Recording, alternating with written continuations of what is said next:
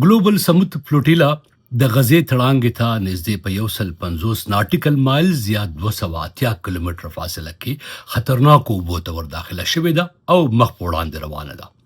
دا وخت په منظر کې لیدل کېږي چې د کشتیو د قافلې نه نږدې 4 یا 15 کشتۍ چې کم د دې مشري کوي لایو سټریمینګ کوي. یو خبره په زیات کې ولرئ چې دا وخت د دې کشتیو لایو سټریمینګ موبایل نظام او انټرنیټ کار کوي لګیا دی او لایو ښودل کېږي او زه تاسو دا منظر ښیم. خو خطر موجود دی چې اسرائیلیانو یا یهودیانو څنګه چې ګواښ کړی دی چې دا د اکټیو وار زون دی، یعنی د جګړې علاقه ده، باید دې ته کشتۍ رانه شي. معنا دې کشتیو ته د اسرائیلو یا یهودیانو لخوا نه، د پوځیانو لخوا نه سخت خطر موجود دی. په دې حمله کېدی شي، د نیول کېدی شي او د ټولو ګډونوالو دا وخت دی چې د 40 هیوادونو غړي پکې دي. لایف سیوینګ جیکټس چې ورته وایي، یعنې د ژوند ژغورنې جیکټې چې دي هغه په غاړه کړي دي. دا خلک څوک دی؟ دوی هلته ولې روان دي او د دې ګلوبل فلوټیلا جوړونکي دي څوک؟ په دې باندې نن یو داسې ځانګړی رپورټ تاسو ته وړاندې کوم چې د دې نه مخکې به مو کله هم نه وي کتلی. په دې کشتیو کې یو پاکستانی سخدریزه ګوند جماعت اسلامي سینیټر، پخوانی سینیټر مشتاق احمد خان هم سپور دی. هغه وایي چې هغه ته ډېر سخت خطر دی او کېدای شي شهید کړی شي. سینیټر مشتاق احمد خان صاحب ذکر زه په آخره کې په ډېر په تفصیل سره کوم، ځکه چې هغه 2 ځله زه اسرائیل ته چې تللی وم، د هغې وروسته امریکې ته راغی او بیا یې ما سره ولیدل او ما نه ډېرې پوښتنې کولې چې تا هلته ولې تللی وې. دا مقصد څه د دې او د محترم سینیټر مشتاق احمد خان صاحب د دې ویډیوګانو چې په کومه طریقه سره ښایي مقصد څه دی. البته دعا به ورته کومه چې سینیټر صاحب د روغ رمټ د خپل مقصد کې کامیاب شي او بیرته چې کله لاړ شي نو د تیرا او د میرامشاه ویجاړ شوي غزې دې هم یو وار د نږدې نه وویني او د پاکستاني جنرالانو نه دې هم یو وار د دې تپوس وکړي. خو بهرحال زه لومبی راځم چې د فلوټیلا کې څوک دي. د دې په سټیرینګ کمیټې کې د برازیل، جرمني، هسپانیا، فلسطین یو شمېر هیوادونو خلک شامل دي او په دې کې دا وخت نړیوالې ښځې بشري حقوقو فعالانې هم موجود دي. د ګلوبل سموت فلوټیلا په ویب سایټ لیکل شوي دي چې په دې کې ډاکټران، فعالان، د بشري حقوقو دوستان، کارمندان، هنرمندان، مذهبي مشران وغیره وغیره شامل دي او دا د ډېرو زیاتو هیوادونو نه راغونډ شوي د خلکو یو اتحاد دی. دوی دا ولري چې دوی د انساني حقونو او د بشر دوستۍ او د عدم تشدد په مبارزه باندې یقین لري.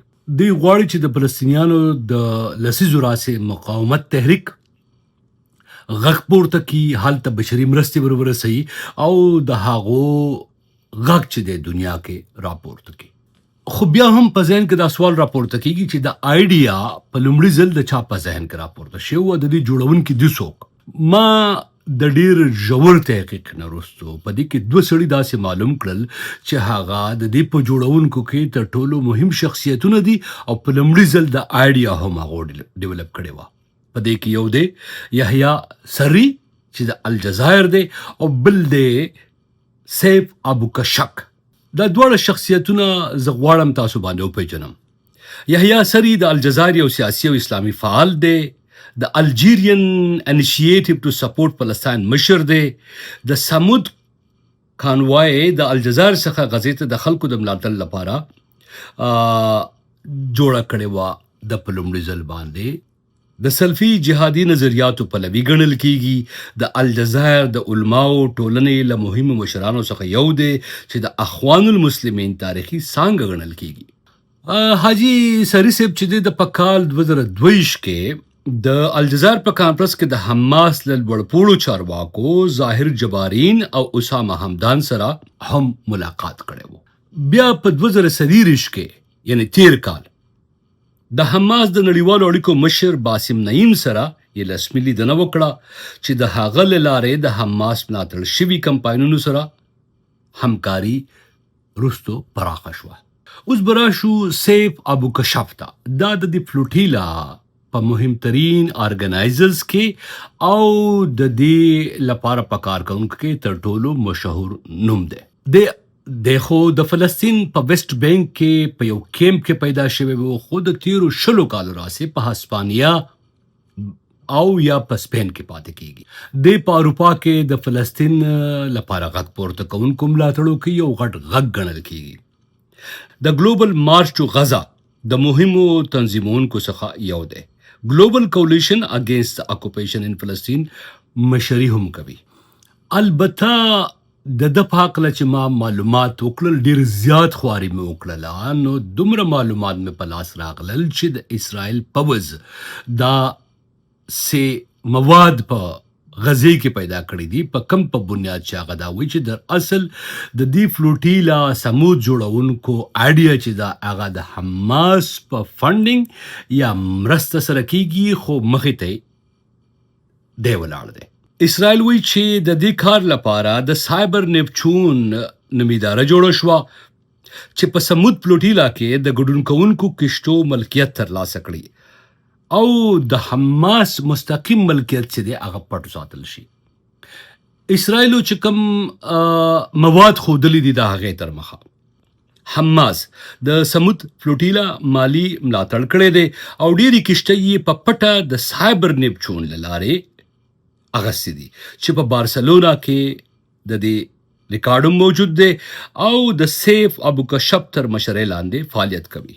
ابو کشک البته د دې خبرې څخه انکار کوي او وایي د هغه ګډون په بشپړه توګه شفاف او موخه یې یوازې غزې ته د مرستې رسونه ده. البته یو ډیر مهم ټکی چې ما پیدا کړ هغه زما لپاره لږ حیرانونکی و.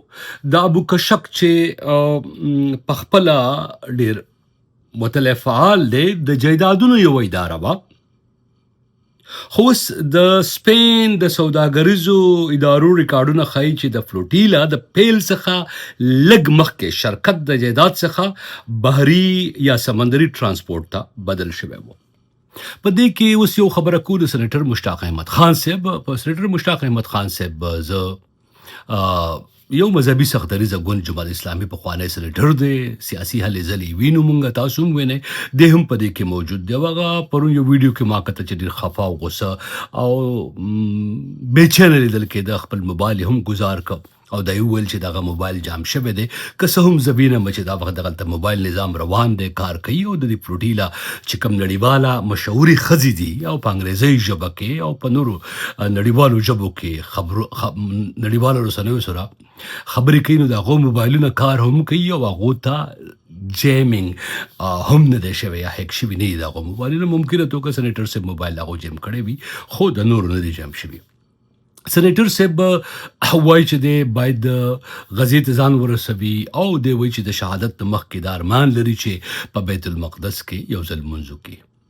زما په خیال زه د سینیټر صاحب په دې نیت باندې شک هم نه دی پکار. او زه 2 ځله اسرائیل ته چې کله لاړم د هغې وروستو دی بیا راغی امریکې ته. په امریکا کې بیا د ما د ټلیفون وکړو چې یاره زه ستا سره ملاقات کول غواړم. ما سینیټر صاحب امر کوه ولې ملاقات کول غواړې؟ سینیټر صاحب ویل چې زه ستا نه د اسرائیلو د ګریټر پلان په هکله او دغه شانتال ته تللی وې د فلسطین او بیت المقدس په هکله معلومات ترلاسه کول غواړم. سینیټر صاحب چونکې د اسرائیل په هکله معلومات ترلاسه کول غوښتل، د پاکستان د یو مذهبي سختدریځه ګوند سره تعلق لري او ما سره لیدل غوښتل، نو ما ورته انکار خو ونه کړ. البته ما ورته وویل چې بالکل زه نن مازدیګر په یو ګالف کورس کې یم، تاسو سره که وخت وي هلته راتلی شئ. نو دغه ځای لږ زیات محفوظ دی.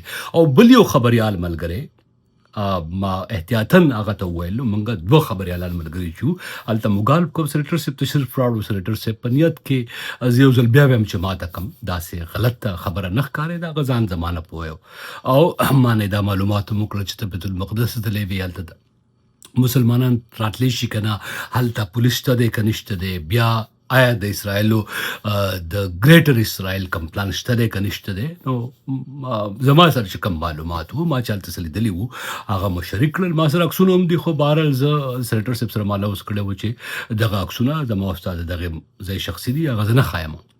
البته سینیټر صاحب 4,000 میله لرې تللی دی او باید 20,000 میله هم څوک تللی شي، دې کې هم کوم ګناه نه ښکاري ماته. البته زه د یو خبریال په توګه باید دومره حق موږ ولرو چې دا تپوس وکړو چې په تیراه کې چې کوم ماشومان وژل کېږي او د میرام شاه کم بازار الوزول شوی دی او تباه شوی دی، په هغې باندې هم داسې کوم نړیواله پلوټیله جوړېدی شي که نه، یا داسې نړیوال مشران سنیټر صاحب به کله دا همت وکړي چې لاړ شي د پاکستان د پوځ نه تپوس وکړي چې دا په ډرون چې دا ماشومان وژنی او دا په جټ جازونو چې دا ماشومان وژنی، نو دا ما ته خو په میرام شاه کې او د غزې په تړانګه کې هیڅ توپیر نه ښکاري. په ممکنه توګه سنیټر صاحب ته دا توپیر ښکاري، خو بیا هم زه به دعا کوم چې سنیټر صاحب بیرته روغ رمټ راشي خپلې کورنۍ ته، خپلو بچو ته، خپل فامیل ته، او د دې سره سره بیا د تیراه او د میرام شاه د ویجاړ شوي بازار چې عکس یې ماته بالکل د غزې د تړانګې په رنګه ښکاري او د اسرائیلو او د پاکستاني پوځ کې ما د توپیر خو نه ښکاري په دې موضوع باندې. که سنیټر صاحب ته ښکاري موږ به پوه کړي په دې موضوع چې ګلوبل سمود فلوټیلا روغه رمټه ورسي او که هغې ته څه خطر پېښېږي، زه به په بي کاسټ کې تفصیلات